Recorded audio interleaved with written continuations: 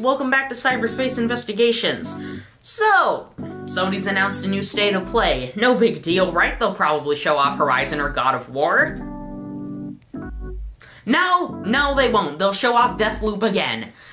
Why? Well, yeah, so Sony's announced a new state of play.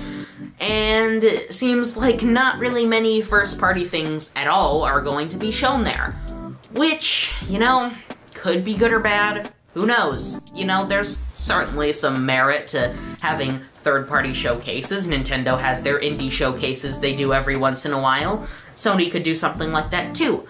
But when you think about how long it's been since a true state of play, not one that's been specialized on a game like Horizon or in some other way, specialized towards indies, in just a flagship, let's show God of War, let's show a Ratchet and Clank, or something. It's been since last year, probably early or mid 2020, since we've actually had one of those.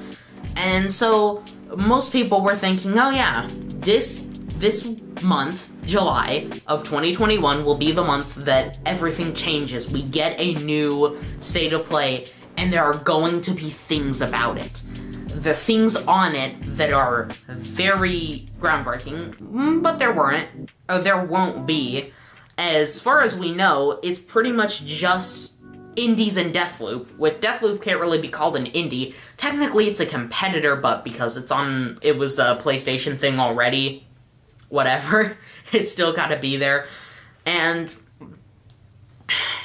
yeah, I don't know, it just seems very underwhelming to have this after so long, because what do we know about PlayStation's lineup? They've got Horizon this year, God of War next year, and Gran Turismo next year. That's 3 games. They have over 20 in the works. Are most of those games so early in development that they wouldn't let us see anything from them? I mean, I'd really be scared if they were, given the fact that they have that many studios working on stuff. And sure, maybe they're just giving these 3 games the time to shine, but I don't really think, especially since Gran Turismo was supposed to come out this year, didn't because of everything that happened last year. It got pushed back since Japan couldn't handle itself. This just really seems like a throwaway direct that we kind of didn't need at this point in time, and so it just ended up being a little bit worse than it probably, a little bit less exciting.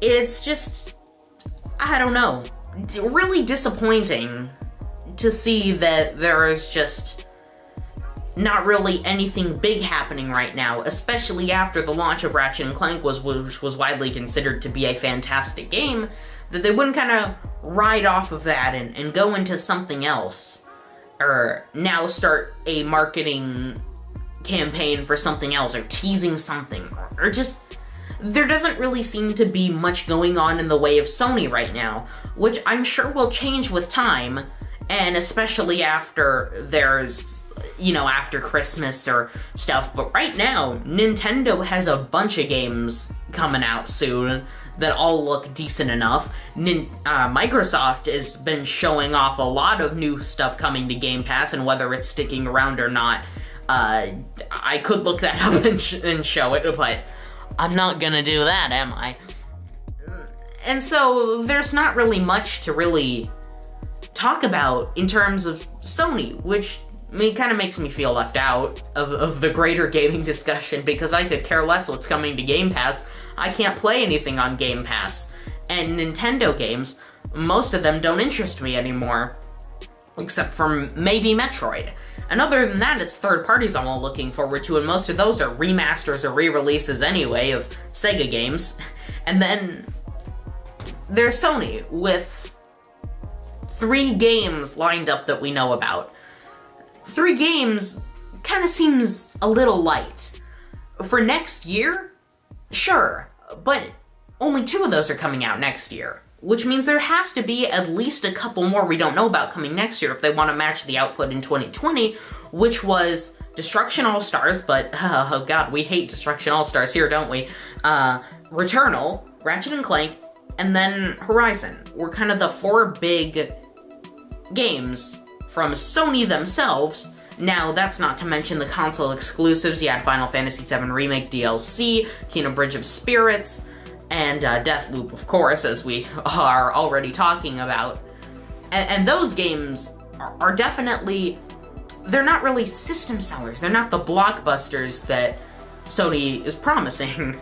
And so I just feel like at this point we should get some kind of teaser, some kind of, hey, let's get some news about what's coming next year.